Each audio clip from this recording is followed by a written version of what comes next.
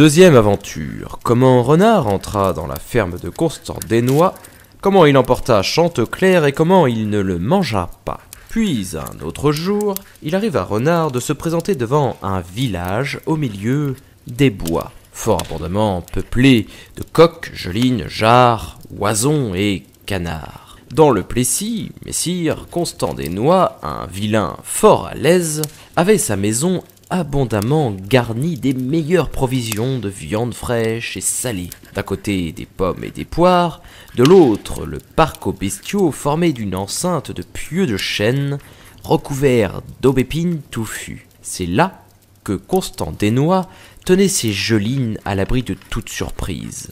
Renard, entré dans le Plessis, s'approche doucement de la clôture. Mais les épines entrelacées ne lui permettent pas de franchir la palissade.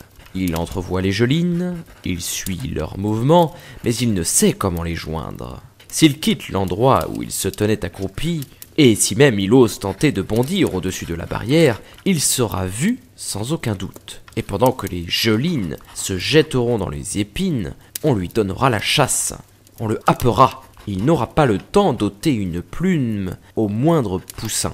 Il a beau se battre les flancs et pour attirer les gelines baisser le cou, agiter le bout de sa queue, rien ne lui réussit. Enfin, dans la clôture, il avise un pieu rompu qui lui promet une entrée facile.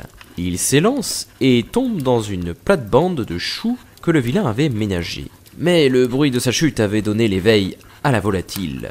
Les gelines effrayées se sauvent vers le bâtiment. Ce n'était pas le comte de Renard. D'un autre côté, Chanteclair, le coq, revenait d'une reconnaissance dans la haie.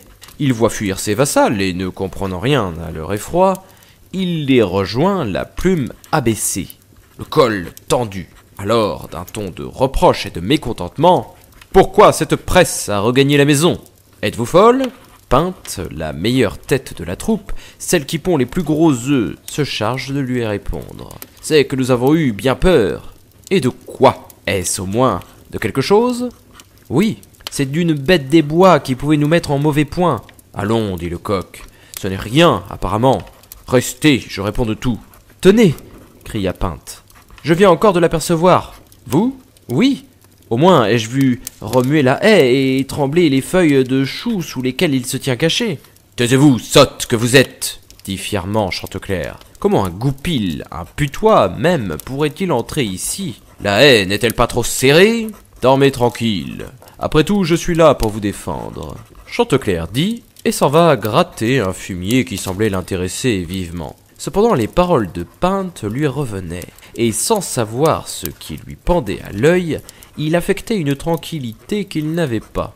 Il monte sur la pointe d'un toit, là, un œil ouvert et l'autre clos, un pied crochu et l'autre droit. Il observe et regarde çà et là, par intervalles, jusqu'à ce que, las de veiller et de chanter, il se laisse involontairement aller au sommeil. Alors il est visité par un songe étrange, il croit voir un objet qui de la course avance vers lui, et lui cause un frisson mortel. Cet objet présentait une pelisse rouge, engoulée, ou bordée de petites pointes blanches. Il endossait la pelisse fort étroite d'entrée, et ce qu'il ne comprenait pas, il la revêtait par le collet, si bien qu'en y entrant, il allait donner de la tête vers la naissance de la queue. D'ailleurs, la pelisse avait la fourrure en dehors, ce qui était tout à fait contre l'usage des pelisses. Chanteclair, épouvanté, tressaille et se réveille. « Saint-Esprit, dit-il en se signant, défends mon corps de mort et de prison. » Il saute en bas du toit et va rejoindre les poules dispersées sous les buissons de la haie. Il demande « Pinte ?» Elle arrive. « Ma chère Pinte, je te l'avoue, je suis inquiet à mon tour. »« Vous voulez vous railler de nous apparemment, répond la geline. Vous êtes comme le chien qui crie avant que la pierre ne le touche. Voyons, que vous est-il arrivé? Je viens de faire un songe étrange, et vous allez m'en dire votre avis. J'ai cru voir arriver à moi je ne sais quelle chose portant une pelisse rousse, bien taillée, sans trace de ciseaux.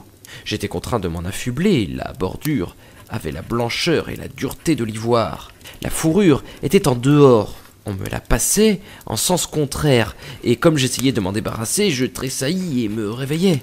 Dites-moi, vous qui êtes sage, ce qu'il faut penser de tout cela. Eh bien, tout cela, dit sérieusement Pinte, n'est que songe. Et tout songe, dit-on, est mensonge. Cependant, je crois deviner ce que le vôtre peut annoncer.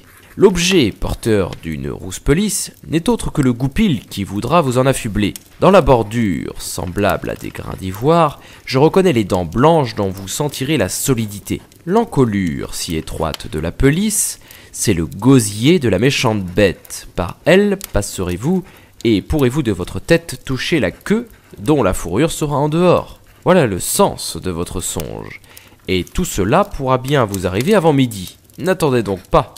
Croyez-moi, lâchons tout le pied car je vous le répète, il est là, dans ce buisson, épiant le moment de vous happer. Mais Chanteclair, entièrement réveillé, avait repris sa première confiance. « Pinte, mamie, dit-il, voilà de vos terreurs et votre faiblesse ordinaire. Comment pouvez-vous supposer que moi, je me laisse prendre par une bête cachée dans votre parc?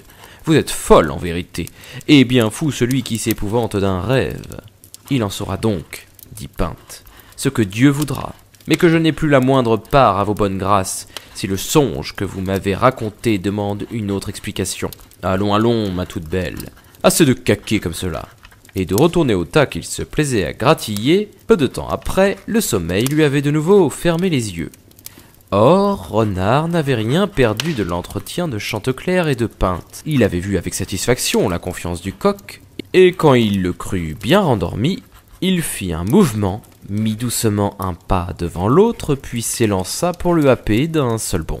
Mais si doucement ne put-il avancer, que Chanteclair ne le devina et n'eut le temps de faire un saut et d'éviter l'atteinte, en volant de l'autre côté du fumier. Renard voit à dépit qu'il a manqué son coup, et maintenant le moyen de retenir la proie qui lui échappe. « Ah mon Dieu, Chanteclair, dit-il de sa voix la plus douce, vous vous éloignez comme si vous aviez peur de votre meilleur ami. De grâce, laissez-moi vous dire combien je suis heureux de vous voir. Si dispos et si agile.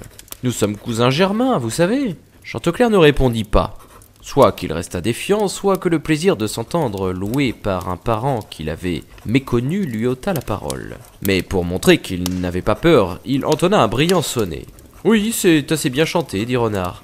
Mais vous vient-il du bon Chanteclair qui vous a mis au monde ? Ah, c'est lui qu'il fallait entendre.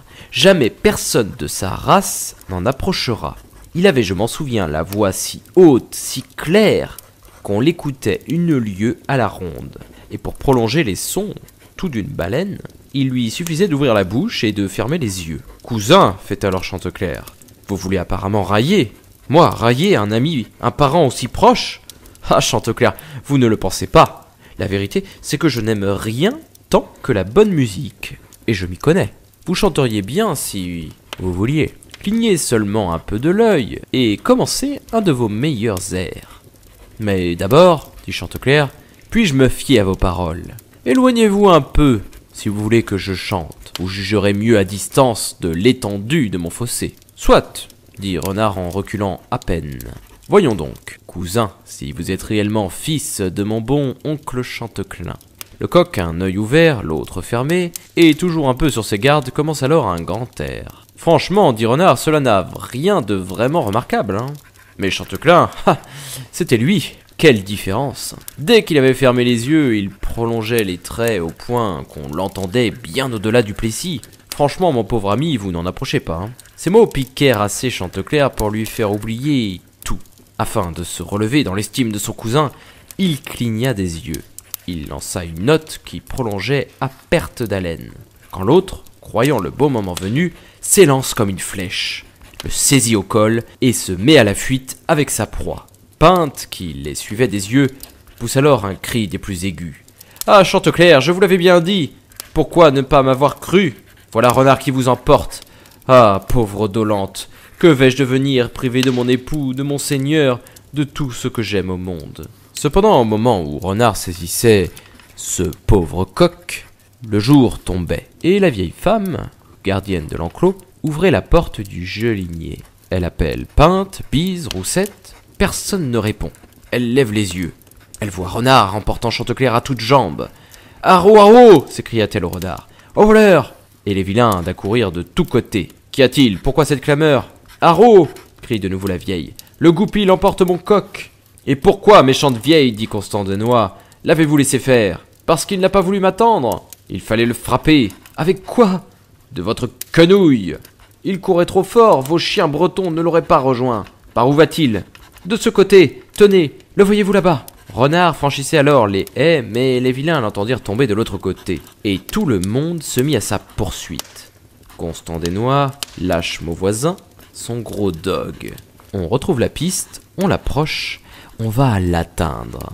Le goupil! Renard n'en courait que plus vite. Sire Renard, dit alors le pauvre Chanteclair d'une voix entrecoupée, laisserez-vous ainsi maugréer ces vilains?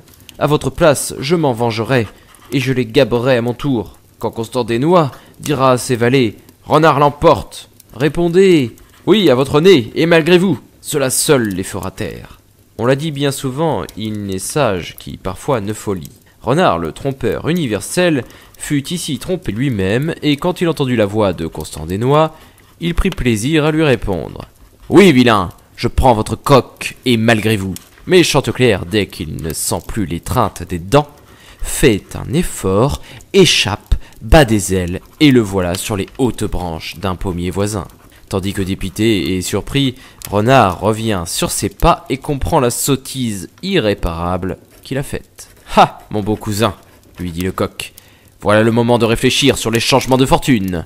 Maudit soit, dit Renard, la bouche qui s'avise de parler quand elle doit se taire. Oui, reprend Chanteclair, et la malgoutte crève l'œil qui va se fermer quand il devait s'ouvrir plus grand que jamais. Voyez-vous, Renard, folle toujours sera qui de rien vous croira.